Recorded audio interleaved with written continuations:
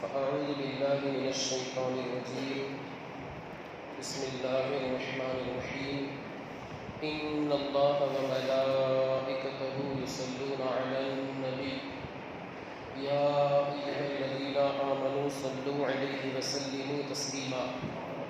اللهم صل على سيدنا ومولانا محمد معدن الجود والكرم وآلہ الکرام وابنہ الکریم وبارک وسلم. سورہ بقرہ کی 7ویں آیت 6 آیت اللہ تبارک و تعالی ارشاد فرماتا ہے ان الذین کفروا سواء علیہم اانذرتہم ام لم تنذرہم لا یؤمنون. اللہ تبارک و تعالی ارشاد فرماتا ہے کنز ایمان میں امام اہل سنت حضور اعلیٰ حضرت الشاہ امام احمد رضا خاں فاضل بریلوی اس طریقے سے ترجمہ کرتے ہوئے فرماتے ہیں بے شک وہ جن کی قسمت میں کفر ہے، جن لوگوں کی قسمت میں کفر لکھا ہوا ہے انہیں برابر ہے چاہے تم انہیں ڈراؤ یا نہ ڈراؤ. یعنی جن لوگوں کی قسمت میں اللہ نے کفر لکھ دیا ہے ان کے لیے برابر ہے چاہے آپ یعنی اے محبوب جناب محمد الرسول اللہ صلی اللہ علیہ وسلم آپ انہیں ڈرائیں یا نہ ڈرائیں اللہ کے عذاب سے، جہنم کے خوف وغیرہ سے. آپ انہیں جہنم سے ڈرائیں یا نہ ڈرائیں ان کے لیے برابر ہے. وہ ایمان لانے کے نہیں، یعنی وہ لوگ ایمان لانے والے نہیں. میں نے آپ حضرات کو اس سے پہلے بتایا تھا کہ شروع میں سورہ بقرہ کی شروعات ہوئی. اللہ تبارک و تعالیٰ نے 3 آیتیں ایمان والوں کے تعلق سے ارشاد فرمائی. یہاں سے 2 آیتیں مومنین کے تعلق سے اللہ تعالیٰ ارشاد فرما رہا ہے اور آگے منافقین کے تعلق سے 13 آیتیں رب تبارک و تعالیٰ بیان فرمائے. اب ظاہر سی بات ہے عربی کے اندر ایک مقولہ ہے اور ہمارے دیار میں بھی یہ بات مشہور ہے تعرف الاشیاء بازدادها کہ چیزیں جو ہے وہ اپنی ضدوں کے ذریعے اپوزٹ کے ذریعے چیزوں کو جانا جاتا ہے. جیسے ٹھنڈک کی پہچان گرمی سے. ابھی آپ کو گرمی کا احساس ہو رہا ہوگا یا پھر آپ جیسے دھوپ میں گئے اب آپ کو احساس ہوتا ہے کہ ہاں ٹھنڈی بہت اچھی.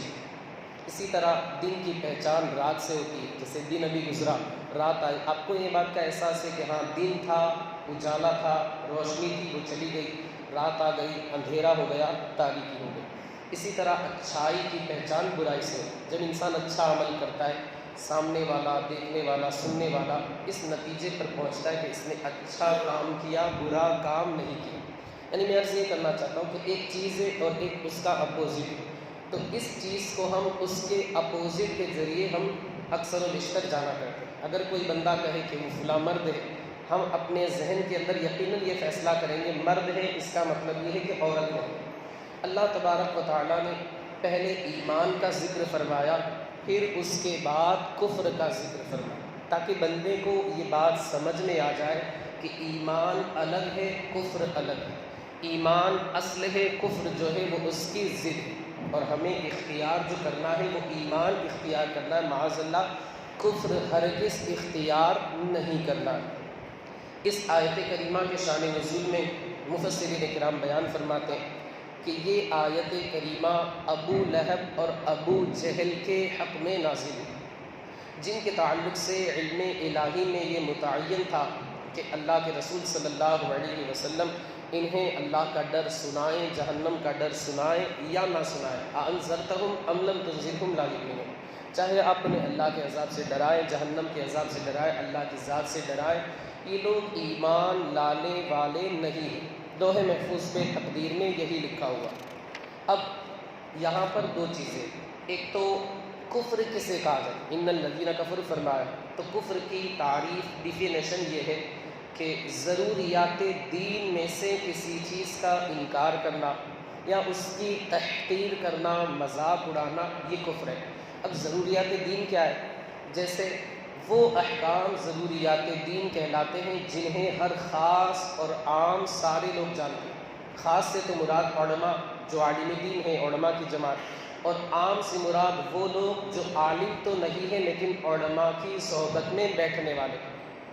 تو خاص یعنی علماء اور عام جو علماء کی صحبت میں بیٹھنے والے، مجلس میں بیٹھنے والے، جیسے ماشاءاللہ آپ، اللہ رب العزت آپ کو سلامت رکھے کہ آپ نے وقت دے کر کے یہاں پر آپ بیٹھے، بہت بڑی بات ہے کہ اللہ تعالیٰ کا انتخاب ہے کہ بندہ قربانی دے کر کے درس میں حاضر، ورنہ جی اتوار ہے ہم جائے یہ جانا ہے وہاں جانا ہے، پکنک منالی ہوٹل جانا ہے، بچوں کو گھمانے کے لیے لے جانا ہے، لیکن ان ساری چیزوں کو چھوڑ کر بندہ قربانی دے کر اللہ کی رضا حاصل کرنے کے لیے بیٹھ جائے، یقیناً وہ بندہ اللہ کی بارگاہ میں اس کا انتخاب ہو چکا ہے، بہت کم لوگوں کو یہ توفیق ملتی ہے۔ خیر، تو عام اسے کہا جاتا ہے جو علماء کی صحبت میں بیٹھنے والا، اور خاص سے مراد علماء کرام، ہر خاص اور عام جانتے ہو کہ دین کا یہ ایک حصہ ہے، جیسے اللہ ایک، آپ بھی جانتے ہیں، پہلے ہی سے بچپن ہی سے آپ کا یہ عقیدہ ہوگا کہ اللہ ایک، اسی طرح مصطفیٰ کریم کی نبوت، اسی طرح قرآن اللہ کی کتاب وغیرہ وغیرہ، یہ ساری چیزیں ضروریات دین، جنت کا ہونا، جہنم کا ہونا، برحق ہونا، اسی طرح میدان محشر، قیامت کا دن ہونا، یہ ساری چیزیں ایسی ہیں کہ اگر کوئی بندہ ان کا انکار، کسی ایک بھی چیز کا انکار کرے، وہ بندہ دائرہ اسلام سے خارج ہو جائے، جیسے نماز، روزہ اور یہ ساری چیزیں، یا ان کا مذاق اڑائے معاذ اللہ، تو بھی وہ بندہ دائرہ اسلام سے خارج ہو جائے۔ ایک دو تین باتیں آگے میں عرض کروں۔ دوسری بات، اب یہ ایمان سے جب محروم تھے، لوح الہی میں، علم لوح محفوظ کے اندر، علم الہی کے اندر یہ لوگ جب ایمان سے محروم تھے، تو پھر انہیں تبلیغ کا حکم کیوں دیا گیا؟ پھر اللہ کے رسول صلی اللہ علیہ وسلم نے انہیں اللہ کا پیغام کیوں پہنچایا؟ تو اس کے دو جوابات مفسرین کرام نے دیے۔ سب سے پہلا جواب تو یہ ہے کہ اگر انہیں اللہ کے رسول نہ ڈراتے، اللہ کا ڈر نہ سناتے، تو کل قیامت کے دن اٹھ کر کے اللہ کی بارگاہ میں کہتے، اے اللہ، تو نے ہماری جانب کوئی ڈر سنانے والا بھیجا ہی نہیں کہ ہم ایمان لا کر کے جہنم سے بچ جاتے۔ کل قیامت کے دن ان کے لیے کوئی عذر باقی نہ رہے، اس وجہ سے اللہ کے نبی جناب محمد الرسول اللہ نے انہیں ڈر سنایا۔ قرآن مقدس میں یہ فرمایا گیا، یہ مضمون ادا کیا گیا، رسلا مبشرین ومنذرین لئلا یکون للناس علی اللہ حجۃ بعد الرسل وکان اللہ عزیزا حکیما۔ کنز الایمان میں ترجمہ یہ ہے کہ ہم رسول خوشخبری دیتے اور ڈر سنانے والے بھیجتے ہیں، تاکہ رسولوں کے بھیجنے کے بعد قیامت کے دن کافروں کے لیے کوئی عذر باقی نہ رہے، یعنی یہ نہ کہے کہ اللہ تو نے کوئی ڈر سنانے والا بھیجا ہی نہیں، ہم کیسے ایمان لائیں؟ تو اس وجہ سے اللہ رب العزت نے انہیں بھیجا۔ اور دوسرے مقام پر اللہ فرماتا ہے وَلَوْ أَنَّا أَهْلَكْنَاهُمْ بِعَذَابٍ مِّن قَبْلِهِ لَقَالُوا رَبَّنَا لَوْلَا أَرْسَلْتَ إِلَيْنَا رَسُولًا فَنَتَّبِعَ آيَاتِكَ مِن قَبْلِ أَن نَّذِلَّ وَنَخْزَىٰ۔ مفہوم اس کا وہی ہے جو میں نے آپ کو بیان کیا، یہ ایک فائدہ۔ دوسرا فائدہ یہ ہے کہ اللہ کے رسول صلی اللہ علیہ وسلم کو تبلیغ کا حکم دیا، اپنا پیغام پہنچانے کا اللہ تبارک و تعالیٰ نے حکم دیا۔ اس کا فائدہ یہ ہوگا کہ اگرچہ یہ لوگ ایمان قبول نہیں کریں گے، اسلام قبول نہیں کریں گے، لیکن اے محبوب آپ کو تبلیغ کا مکمل ثواب ملے گا۔ اس عمل سے ہمارے لیے سیکھنے کی یہ باتیں، ہمارے لیے تعلیم ملتی ہے۔ ایک مبلغ، ایک عالم دین، ایک مولانا صاحب اگر کوئی بات دوسروں تک پہنچاتے، اگر وہ بندہ نہیں مان رہا ہے، بہت کوشش کی، لاکھ کوشش کی، لیکن اس کے باوجود بھی وہ بندہ نہیں سدھر رہا ہے، تو مولانا کو، عالم دین کو، مبلغ صاحب کو، یا آپ میں سے کوئی بھی ہو، اس سے مایوس نہیں ہونا ہے۔ اللہ کی رضا سے، اللہ کی رضا حاصل کرنے کا ارادہ دل میں رکھنا ہے، اور اللہ سے دعا کرتے رہنا، انشاءاللہ اس کو ایک دن توفیق مل جائے۔ اور اگر خدا نہ خواستہ، اللہ نہ کرے، سامنے والا نہیں سدھرا، پھر بھی آپ کو تبلیغ کا مکمل ثواب مل جائے۔ اس حدیث پاک کی جو آیت کریمہ کی تفسیر مفسرین کرام نے بیان فرمائی ہے، اس سے ہمیں یہ تعلیم، سبق اور درس ملتا ہے۔ اب یہ جو ایمان کیوں نہیں لائے، مفسرین کرام بیان فرماتے کہ یہ ضد ہے، ایک ہٹ دھرمی جسے کہا جائے۔ جب انسان کے اندر ہٹ دھرمی آ جاتی ہے تو پھر وہ کسی کی بات نہیں مانتا۔ اس ضد اور ہٹ دھرمی عناد کا علاج نہ تو کسی عالم دین کے پاس ہے، نہ کسی طبیب اور ڈاکٹر کے پاس ہے۔ جب ضد انسان کے دل میں آ جاتا ہے، اب دیکھیں حضرت سیدنا آدم علیہ نبینا وعلیہ الصلاۃ والتسلیم کو اللہ نے پیدا فرمایا، سارے فرشتوں کو حکم دیا کہ انہیں سجدہ کرو، فسجدوا الا ابلیس۔ ابلیس جو جناتوں میں سے تھا، اس نے انکار کیا، ابا واستکبر وکان من الکافرین۔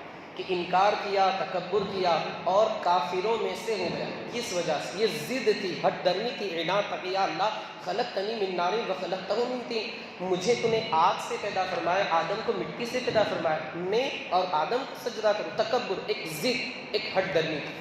اس وجہ سے اس نے حضرت آدم کو سجدہ نہیں کیا. یہاں پر بھی یہی بات، ابو لہب، ابو جہل اللہ کے رسول صلی اللہ علیہ وآلہ وسلم پر ایمان نہیں لائے. ایک ضد تھی، ایک ہٹ دھرمی تھی، ایک بات کی مخالفت کرنی تھی. یہ کچھ بھی کہے ہمیں بات نہیں مانی. یا یہ بات یاد رکھیں، مفسرین کرام بیان فرماتے جس دل کے اندر عشق مصطفیٰ، جس دل کے اندر عشق مصطفیٰ ہو اس دل میں کفر نہیں آ سکتا، اور جس دل کے اندر عداوت مصطفیٰ ہو اس میں ایمان نہیں آ سکتا. توجہ چاہوں، جس دل کے اندر عشق مصطفیٰ ہو اس میں کفر نہیں آ سکتا، لیکن معاذ اللہ جس دل میں عداوت مصطفیٰ ہو اس میں ہرگز ہرگز ایمان نہیں آ سکتا. تو مومن بننے کے لیے کامل مصطفیٰ کا عشق بھی ضروری ہے. جان ہے عشق مصطفیٰ، روز فضو کرے خدا، دل کو ہو درد کا مزہ، نازِ دوا اٹھائے حضور اعلیٰ حضرت علیہ رحمت و رضوان فرماتے. اب یہ جو آیت کریمہ علم الہی میں اللہ رب العزت نے جان لیا، دیکھ لیا، تو ایک حدیث پاک ہے کہ اللہ تبارک و تعالیٰ نے حضرت سیدنا آدم علیہ نبینا وعلیہ الصلاۃ والتسلیم کی پشت سے، پیٹھ سے کچھ روحوں کو چیونٹیوں کے شکل میں نکالا، جسے آج کل ہم کیڑی کہتے ہیں، اردو میں چیونٹی کہا جاتا ہے. کچھ روحیں سفید تھی، کچھ چیونٹیاں کالی تھی. حدیث معراج میں اللہ کے رسول صلی اللہ علیہ وسلم جب معراج پر گئے، دیکھا حضرت سیدنا آدم علیہ نبینا وعلیہ الصلاۃ والتسلیم، حضرت آدم صفی اللہ ایک جانب دیکھتے ہیں تو روتے ہیں، دائیں جانب دیکھتے ہیں تو ہنستے ہیں، خوش ہوتے ہیں، اور بائیں جانب دیکھتے ہیں تو روتے ہیں اور آپ غمگین ہو جاتے، اداس ہو جاتے، مایوس ہو جاتے. حضرت سیدنا جبریل علیہ الصلاۃ والتسلیم نے اللہ کے رسول صلی اللہ علیہ وآلہ وسلم کی بارگاہ میں عرض کیا، یہ حضرت آدم کی اولاد ہے، روحیں ہیں. دائیں جانب والوں کو دیکھ کر خوش ہوتے ہیں اس وجہ سے کہ دائیں جانب ایمان والے، اور بائیں جانب دیکھ کر کے روتے ہیں، آہو بکا کرتے، گریہ وزاری کرتے، اداس ہو جاتے، غمگین ہو جاتے، مایوس ہو جاتے، اس وجہ سے کہ بائیں جانب جو کافر روحیں ہیں جو آگے جا کر کے کفر کریں گے، ان کو دیکھ کر کے حضرت آدم علیہ نبینا وعلیہ الصلاۃ والتسلیم غمگین ہو جاتے ہیں. تو یہ علم الہی میں لوح محفوظ میں حضرت آدم کی جب تخلیق ہوئی اسی وقت اللہ رب العزت نے یہ فیصلہ فرما لیا. اللہ رب العزت کا لاکھ لاکھ شکر و احسان ہے کہ اس نے ہمیں ایمان کی توفیق عطا فرمائی. الحمدللہ حضرت آدم کے دائیں جانب والی جو روحیں تھیں ان میں سے پیدا فرمائی. اللہ تعالیٰ ہمارے ایمان کی حفاظت فرمائے. تبلیغ کا فائدہ میں نے آپ کو بتایا. دوسرا فائدہ دنیا میں بھی کبھی مل جاتا ہے. مفسرین کرام بیان فرماتے عبداللہ بن ابی منافقوں کا سردار، سب سے بڑا سردار، مدینہ منورہ جب آقا کریم ہجرت فرما کر کے تشریف لائے، اب اس کو سردار بنانا تھا، یعنی وہاں کے جو مدینہ کے رہنے والے تھے ان لوگوں نے اس کو سردار بنانا تھا. تاج وغیرہ کا آرڈر بھی دے دیا گیا تھا، تاج بننے والا تھا سرداری کا. لیکن آقا کریم صلی اللہ علیہ وسلم تشریف لے آئے، اور ظاہر سی بات ہے حضور کے ہوتے ہوئے کوئی اور بادشاہ ہو جائے ایسا ہو ہی نہیں سکتا. اب اس کی جو کچھ بھی اس کی پلاننگ تھی وہ سب ختم ہو گئی. نتیجہ یہ ہوا کہ حضور کے نفاق اور بغض کے اوپر یہ اترا. ہمیشہ حضور صلی اللہ علیہ وسلم سے حسد جلن کرتا رہتا تھا، لیکن آقا کریم صلی اللہ علیہ وسلم کبھی بھی اسے کچھ نہیں کہتے تھے، چونکہ ہمارے نبی تو صبر کا دامن مضبوطی سے تھامنے والے تھے. ان اللہ مع الصابرین پر مکمل طریقے سے عمل کرنے والے. آخر تک تبلیغ فرماتے رہے. نتیجہ یہ ہوا کہ انسان کو دنیا میں بھی اس کا فائدہ ہوتا ہے، دین کا فائدہ بھی ہوتا ہے. نتیجہ یہ ہوا کہ اس تبلیغ کا اثر یہ ہوا، اس تبلیغ کا فائدہ یہ ہوا کہ عبداللہ بن ابی کے 1000 جو ساتھی منافق تھے وہ کلمہ پڑھ کر کے مسلمان ہو. تو تبلیغ انسان کو ہمیشہ جاری رکھنی چاہیے، کوشش ہمیشہ کرتے رہنا چاہیے. انشاءاللہ نتائج اللہ رب العزت اس بندے کو عطا فرمائے گا، اور بندے کی جو سعی ہے دنیا میں بھی مکمل ہوگی، جو اس کی کوشش ہے دنیا میں بھی مکمل ہوگی، آخرت میں بھی مکمل ہوگی. اب 2 باتیں عرض کر کے اپنی گفتگو کو ختم کر دوں. ایک اعتراض یہ وارد ہوتا ہے کہ جب علم الہی میں یہ جو ابو لہب ہے، ابو جہل ہے، اور بڑے بڑے کفر کے جو کفر کرنے والے تھے، ان کے تعلق سے علم الہی میں پہلے ہی سے یہ تھا کہ یہ لوگ کافر ہیں، تو اللہ رب العزت نے انہیں تباہ و برباد کیوں نہیں کر دیا؟ کیونکہ اللہ کی ذات قہار ہے، جبار ہے. اللہ کی ذات ہی نے حضرت نوح کی امت کو، قوم کو تباہ و برباد فرمایا۔ اللہ رب العزت نے حضرت موسیٰ، حضرت عیسیٰ اور تمام امتوں کو جو حضرت عیسیٰ، حضرت موسیٰ، حضرت ابراہیم کے شان میں گستاخیاں کرتے تھے، بے ادبی کرتے تھے، کفر کرتے تھے، سرکشی کرتے تھے، عناد کا مظاہرہ کرتے تھے، تمام کو تباہ و برباد کر دیا۔ کسی پر چنگھاڑ کا عذاب آیا، کسی پر پتھر کا عذاب آیا، کسی کے اوپر چٹان کا عذاب آیا، کسی بستی کو حضرت سیدنا جبریل نے اس طریقے سے اٹھایا اور الٹا کر دیا، فجعلنا عالیہا سافلہ، بستی کو اٹھا کر کے بالکل الٹ دیا۔ سوال یہ ہے کہ جب اللہ رب العزت نے کفر ہی کی وجہ سے اگلی امتوں کو ہلاک فرما دیا تو اس امت کو کفر کی وجہ سے کیوں ہلاک نہیں فرما؟ ایک اعتراض ہے، جواب اس کا یہ دیا جاتا ہے، مفسرین کرام یہ بیان فرماتے ہیں کہ اللہ رب العزت نے قرآن مقدس میں اپنے محبوب جناب محمد الرسول اللہ صلی اللہ علیہ وآلہ وسلم سے یہ وعدہ فرما لیا ہے کہ وما کان اللہ لیعذبہم وانت فیہم، اے محبوب جب تک آپ ان میں موجود ہو ان پر کوئی عذاب نہیں آئے۔ یہ امت محمدیہ کی خصوصیات۔ آپ خود دیکھیں آج کون سا ایسا گناہ ہے جو امت محمدیہ میں معاذ اللہ نہیں ہوتا، لیکن اس کے باوجود بھی یہ مصطفیٰ کریم آمنہ کے لال عبداللہ کے پیارے امام الانبیاء سید الکونین کے مقدس مبارک قدموں کا صدقہ ہے کہ الحمدللہ آج گناہ کرنے کے باوجود، الحمدللہ میں گناہ پر نہیں کہہ رہا ہوں، استغفر اللہ کہنا چاہیے گناہ پر تو، لیکن ہم جو بچے ہوئے 2 وقت کی جو ہمیں روٹی مل رہی ہے یہ آمنہ کے لال کے قدموں کا صدقہ ہے، ورنہ اللہ کی ذات کا قہار ہے، جبار ہے۔ ایک چھوٹی سی غلطی کی بنیاد پر اللہ نے اگلی امتوں کو تباہ و برباد فرما دی، لیکن اللہ کے نبی صلی اللہ علیہ وآلہ وسلم کا صدقہ ہے کہ آج ہم چل پھر رہے ہیں، آسانی کے ساتھ زندگی کے شب و روز گزار رہے ہیں۔ آخری بات یہ ہے کہ جو اس میں فرمایا گا ان الذین کفروا، جن لوگوں نے کفر کیا، فتاوی رضویہ شریف میں امام اہل سنت حضور اعلیٰ حضرت اشرا امام احمد رضا خان فاضل بریلوی فرماتے ہیں کہ وہ چیزیں جو کفر کی علامت، نشانی اور شعار ہے، جسے قشقہ لگانا، جسے ہم ٹیکا لگانا بولتے ہیں، اسی طرح زنار باندھنا، یہ جو کافر غیر مسلموں کو آپ نے دیکھا ہوگا کہ یہاں سے لے کر ایک بغل تک پوری ایک پٹی یہ لوگ اپنے گلے میں باندھتے ہیں، آپ نے شاید دیکھا ہو، کبھی نہ دیکھا ہو، لال کلر کی پوری ایک پٹی رہتی ہے، اسے کہا جاتا ہے زنار۔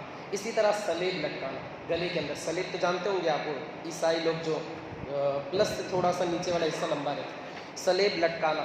اسی طرح ایک اوم کا وہ بنا ہوا رہتا ہے، اوم تو جانتے ہوں گے آپ، وہ گلے میں لٹکانا۔ امام اہل سنت فرماتی یہ ساری، اور اسی طرح ایک چوٹی رکھنا جو کافروں کی خاص ہے، مرد حضرات اگر چوٹی رکھتے اسے باندھتے، جو کافروں کی نشانی، علامت اور شعار ہے۔ امام اہل سنت فرماتے اگر یہ ساری چیزیں اگر بندہ ان کا ارتکاب کرتا ہے وہ بھی دائرہ اسلام سے خارج ہو جائے گا۔ کیوں؟ اس لیے کہ اگر کوئی بھی بندہ ٹیکا لگائے گا، چشکا لگائے گا تو سامنے والا کیا سمجھے گا کہ یہ کافر ہے۔ جو چیزیں کفر کی علامت ہیں ان کو اختیار کرنے سے بھی بندہ دائرہ اسلام سے خارج ہو جائے۔ اب اگر وہ دائرہ اسلام سے خارج ہے، اس کی نمازیں وغیرہ مقبول نہیں ہے، اس پر ضروری ہے پہلی فرصت میں وہ بندہ تجدید ایمان کرے، اور اگر بیوی والا ہو تو نکاح کرے، اگر کسی کا مرید ہے تو تجدید بیعت کرے، اور پھر اس کے بعد مسلمان اس کے ساتھ تعلقات رکھے۔ آج کل ہمارے معاشرے میں یہ ساری بلائیں، یہ برائیاں عام ہیں کہ غیر مسلموں کے طریقے اختیار کرتے ہیں، قشقہ وغیرہ لگانا اور زنار وغیرہ باندھنا، دھوتی وغیرہ پہننا، اسی طرح چوٹی وغیرہ باندھنا۔ اللہ تعالیٰ ہمارے مسلمان بھائیوں کی حفاظت فرمائے۔ مولا جو کچھ بھی بیان ہوا اس کے بیان کرنے میں سے لفظش، غلطی، خطا، خامی ہوئی اپنے حبیب کے صدقے میں سے معاف فرما۔ مولا درس کی برکتوں سے ہمیں مالا مال فرما۔ مولا عز و جل ہمیں اپنے حبیب کی سنتوں کے مطابق زندگی کے شب و روز گزارنے کی توفیق عطا فرما۔ مولا عز و جل ہمارے بھائی جو سیریا اور ترک کے اندر مولا عز و جل ایمان کی سلامتی کے ساتھ اس دنیا سے رخصت ہے، مولا ان کی مغفرت فرما۔ جو زخمی ہیں انہیں شفا فرما، جو بے گھر ہو چکے مولا انہیں پہلے سے بہترین گھر عطا فرما۔ ہمارے ان بھائیوں نے درس میں شرکت کی، انہیں جزائے خیر عطا فرما، ان کی جائز مرادوں کو پورا فرما، انہیں ان کے گھر والوں کو صحت، سلامتی، امن، عافیت، چین و سکون عطا فرما۔ ان کی کمائی میں، کاروبار میں، تجارت میں، رزق حلال میں خوب سے خوب کر برکتیں عطا فرما۔ وصلی اللہ تعالی علی خیر خلقہ و نور عرشہ سیدنا مولانا محمد وعلی آلہ واصحابہ اجمعین برحمتک یا ارحم الراحمین۔